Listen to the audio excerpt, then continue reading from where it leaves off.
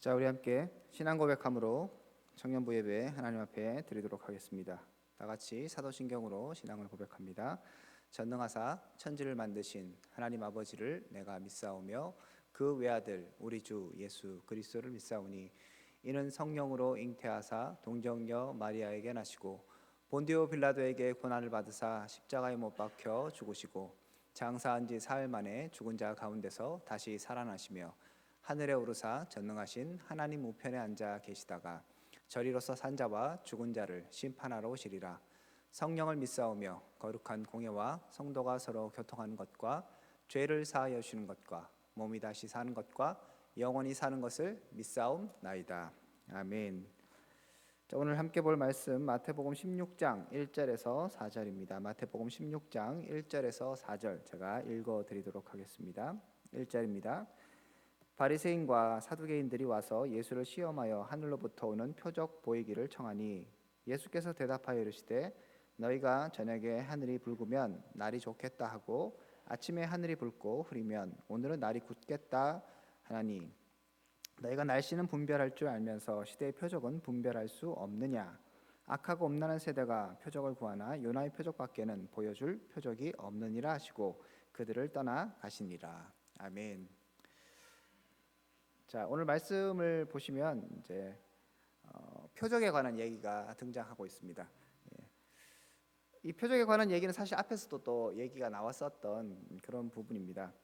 바리새인과 사두개인들이 이번에 등장합니다. 1절에 보니까 바리새인과 사두개인들이 왔다고 얘기합니다. 그 앞에도 보면 예수님께 왜 당신의 제자들은 손을 씻지 않습니까?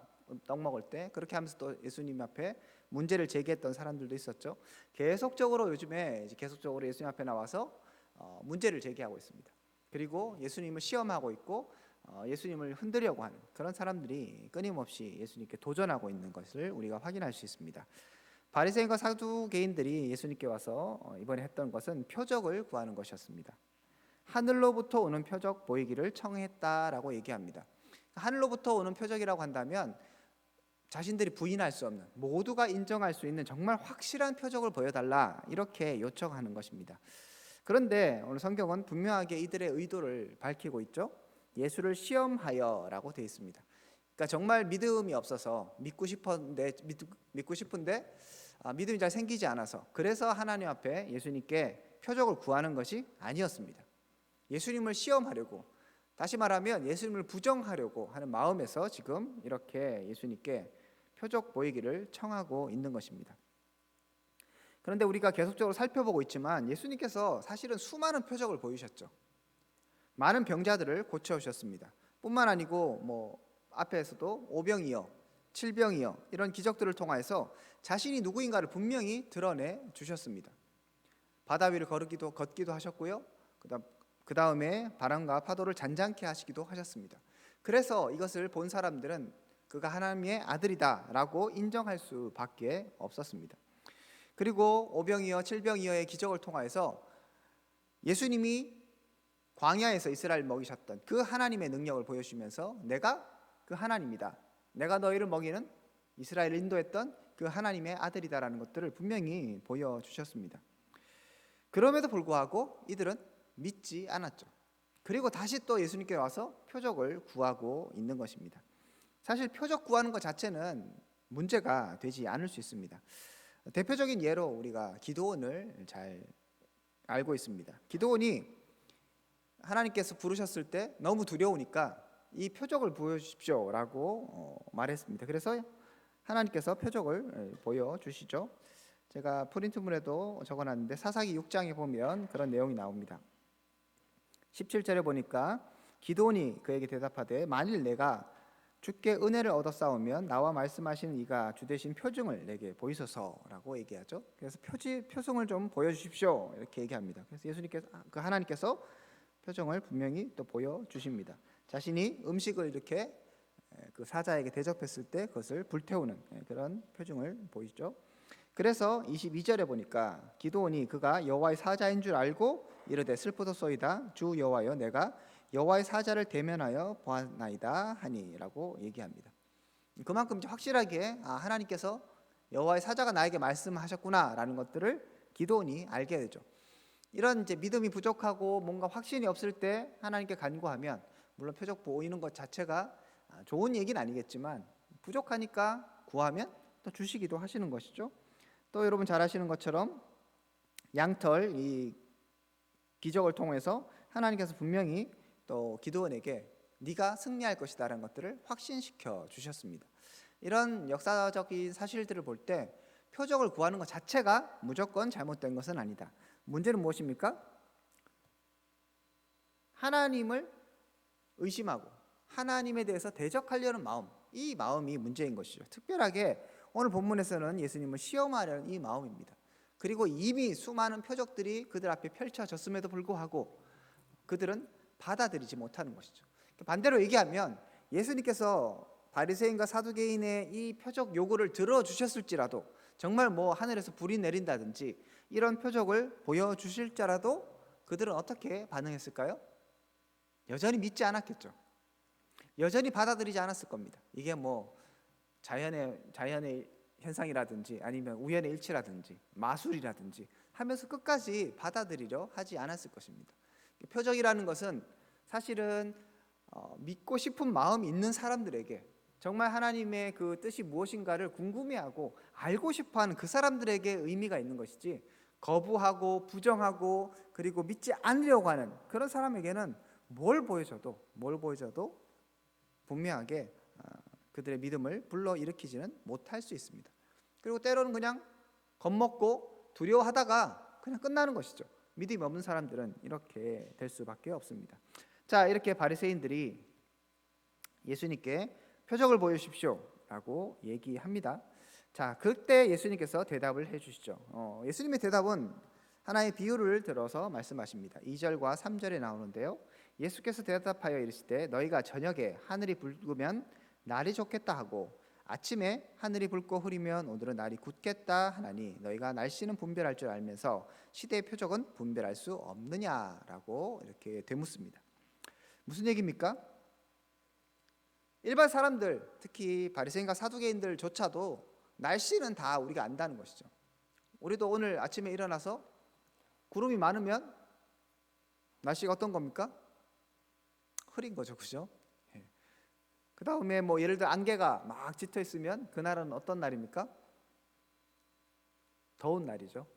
안개가 있으면 낮에는 되게 쨍쨍한 날들이 있잖아요. 그러니까 그런 걸 우리가 보면 그냥 압니다, 그죠?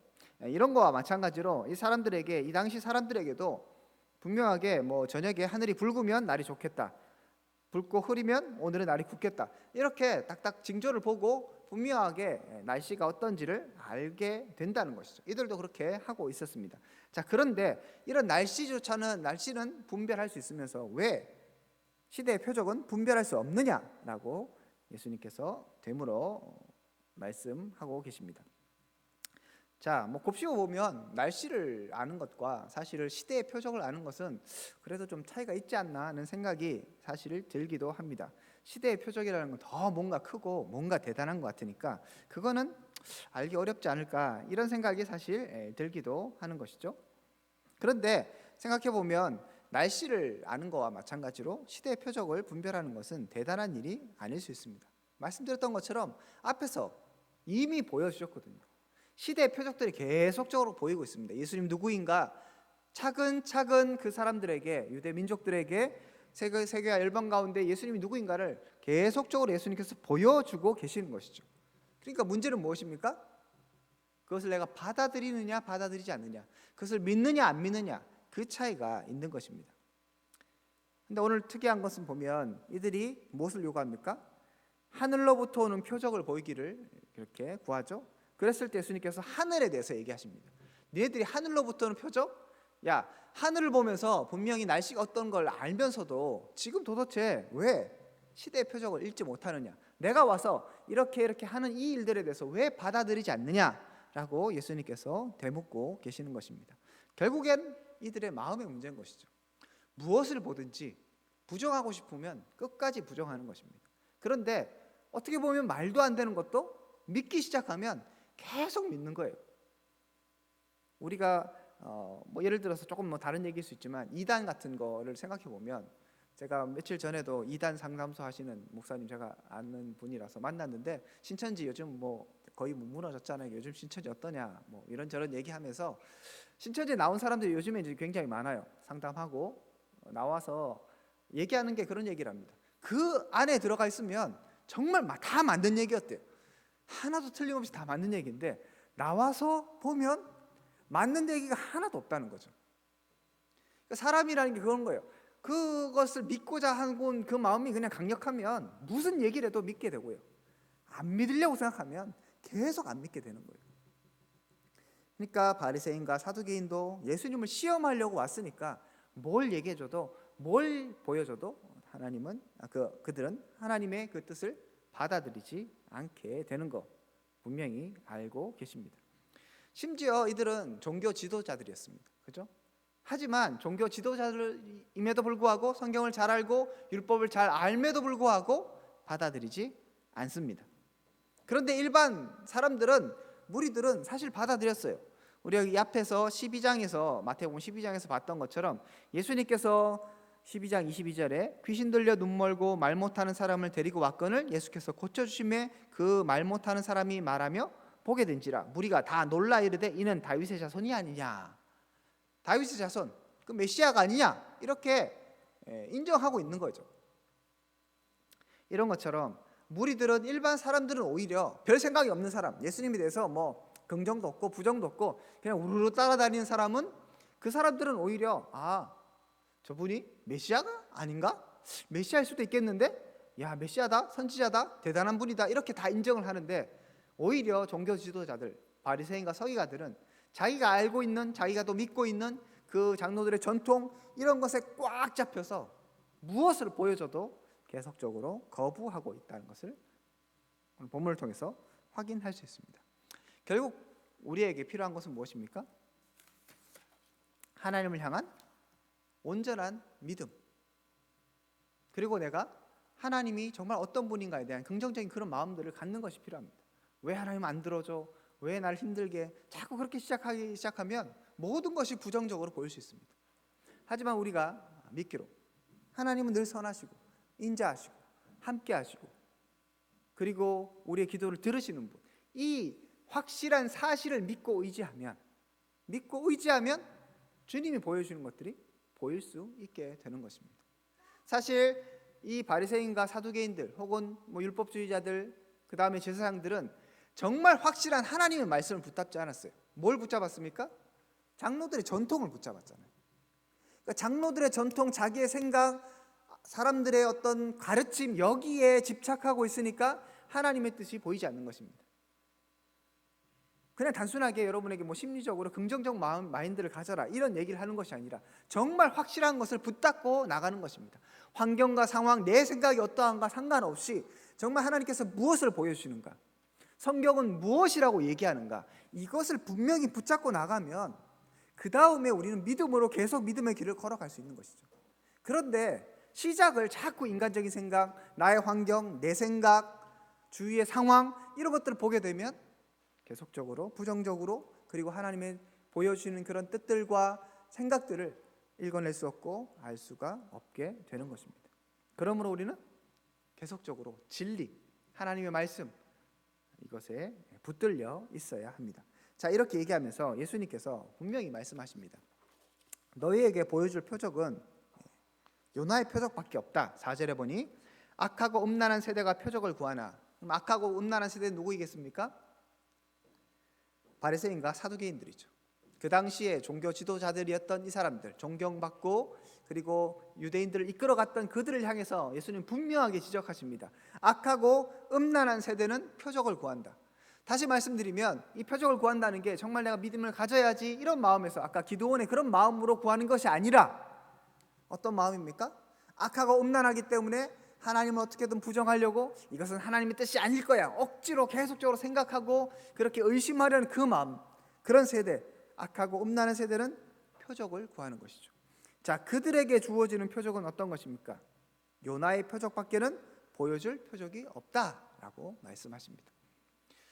이 말씀은 사실은 그 앞에서 예수님께서 말씀하셨던 이야기죠. 여러분 기억하십니까? 마태복음 12장에 보면 예수님께서 말씀하시죠. 12장 39절에 보면 예수께서 대답하여 이르시되 악하고 음란한 세대가 표적을 구하나 선지자 요나의 표적밖에는 보일 표적이 없느니라. 예. 요나가 밤낮 사흘 동안에 큰 물고기, 조용하세요. 예. 물고기 뱃속에 있었던 것 같이 인자도 밤낮 사흘 동안 땅속에 있으리라. 이미 앞에서 얘기하셨던 거예요. 그러니까 자꾸 표적을 구하는 것이죠. 어떻게든 예수님을 부정해 보려고. 이것은 하나님의 뜻이 아니야. 뭐 예를 들어서 여러분에게 갑자기 선교사로 가라 이러면 여러분 감사합니다 이럴 수도 있지만 이건 하나님의 뜻이 아닐까 하면서 자꾸 부정해 보는 거하고 뭐 똑같은 거예요. 예수님 너무 싫은 거죠. 자기들의 전통과 자기들의 생각을 자꾸 깨부수고 아니라고 하니까 너무 싫어요. 그런데 보이는 건 능력을 행하시고 솔직히 말하면 맞는 얘기만 하는 거거든요. 그러니까 받아들이긴 싫어. 그래서 계속적으로 부정해 보려고 하는 거죠. 표적을 보여주십시오. 우리가 믿을 수 있도록 한번 우리를 설득해 보십시오. 이렇게 계속적으로 예수님 앞에 나가는 것입니다. 그들에게 예수님은 일관되게 얘기하시는 것은 요나의 표적 외에는 너에게 보여줄 표적이 없다라고 얘기하시는 것이죠. 여기서 두 가지를 볼 수 있는데, 첫 번째, 왜 요나의 표적인가? 예전에도 말씀드렸지만, 그리고 특히 지금 당장 보여주지 않으시고 과거에 있었던 것에 대해서 다시 상기시켜 주시잖아요. 옛날에 요나의 표적, 이걸 보면 너희들의 믿음을 일깨울 수 있다라고 얘기를 하시죠. 예수님의 지금 상황과 견주어 본다면 이미 보여주셨다는 것이죠. 그러니까 이전에 그것도 믿지 못하면 지금 보여주는 거 믿지 못한다. 왜요? 마음이 계속적으로 잘못되어 있으니까. 이렇게 예수님께서 그렇기 때문에 요나의 표적을 얘기하시는 거예요. 과거에 있었던 것을 통해서 말씀하십니다. 두 번째, 이 요나의 표적의 특징이 무엇입니까? 다른 것이 아니라 요나가 밤낮 사흘 동안에 물고기 뱃속에 있었다가 그래서 인자도 밤낮 사흘 동안 땅속에 있으리라. 그런데 요나가 그러면 물고기 뱃속에만 있었습니까? 다시 나왔죠, 그죠? 자, 이것이 상징하는 것, 여러분 잘 아시는 것처럼 예수 그리스도의 십자가와 부활입니다. 예수님은 그들에게 분명히 얘기하시는 것이죠. 뭐 직접적으로 내가 십자가에 달려 죽을 것이고 그리고 부활할 것이야. 또 이렇게 얘기하면 나중에 돼갖고 또 뭐 절대 십자가에 못 박으면 안 된다고 뭐 이렇게 또 얘기할 수 있으니까 예수님께서 둘러서 얘기하십니다. 근데 분명한 것은 예수님은 끊임없이 그들에게 보여줄, 그리고 어떻게 보면 최후의, 여기서도 얘기하죠. 너희에게 요나의 표적 외에는 다른 것을 보여줄 필요가 없다. 요나의 표적밖에는 보여줄 표적이 없다 하는 게 뭐겠습니까? 이 표적이 최후의 표적, 정말 최고의 표적이라는 거예요. 이거를 또 못 믿으면, 이것도 못 믿으면 너희들은 절대 다른 거 못 믿어. 내가 뭐 하늘에서 불을 내리든 뭘 하든 절대 안 믿어. 그러면 그 최고의 표적은 무엇입니까? 예수 그리스도의 죽음과 부활인 것이죠. 이것을 못 믿는 사람은 다른 어떤 것도 지금 당장에 여기서 뭐 큰 기적이 일어나도 와 대단하다 하고 끝나는 것이죠. 그래서 예수님께서는 최고의 표적으로, 최후의 표적으로 지금 분명하게 제시하신 요나의 표적을 제시하고 계십니다. 오늘은 무슨 날입니까? 부활절이죠, 그죠? 오늘 부활절입니다. 우리가 부활절을 맞으면서 무엇을 기억해야 합니까? 이 부활이란 이 사실이, 이것도 과거에 있었잖아요. 이 당시 이야기를 듣는 사람들에게도 요나의 표적이 과거에 있었던 것처럼 우리에게도 과거의 일입니다. 그런데 그 요나의 표적을 받아들이지 못하면, 다시 말해서 예수 그리스도의 십자가의 그 사역과 그냥 역사 속에서 죽었다, 이것이 아니라 예수님께서 왜 십자가를 지셨는지, 그 의미가 무엇인가를 받아들이지 않는 사람은 결국 무슨 얘기를 해도 당장에 내가 죽었다가서 뭐 살아나고 내가 죽을 병에 걸렸다가 뭐 고쳐져도 안 믿는 거죠.